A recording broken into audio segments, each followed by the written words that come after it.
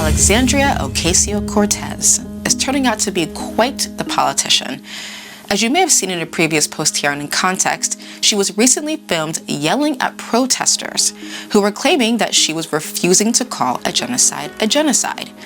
She's the same politician who said that we needed to make politicians uncomfortable. But I guess she didn't mean herself. She just meant all the other politicians on Capitol Hill. This is what she said in May of 2021 on the House floor.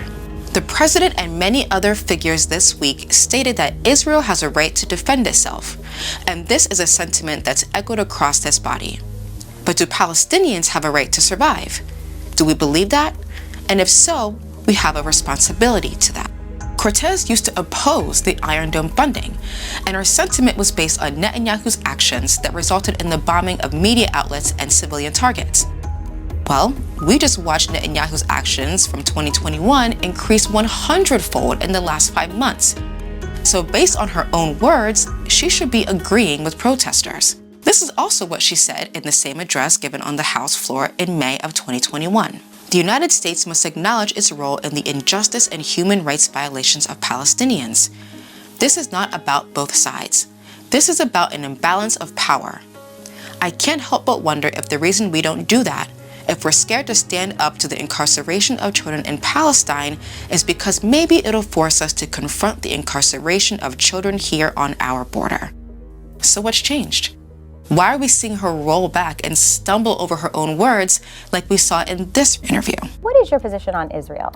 Well, I believe absolutely in Israel's right to exist. I am a proponent of a two-state solution. I also think that what people are starting to see, at least in the occupation of Palestine, is just an increasing crisis of humanitarian condition. You use the term the occupation of Palestine.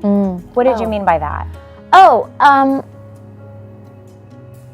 I think what I meant is like the settlements that are increasing in some of these areas and places where Palestinians are experiencing difficulty in access to their housing and homes. Do you think you can expand on that? Yeah, I mean, I think I'd also I am not the expert on geopolitics on this issue. That was hard to watch. I just experienced secondhand embarrassment. It appears that Alexandria Ocasio-Cortez is turning out to be the exact politician that she said we needed to replace.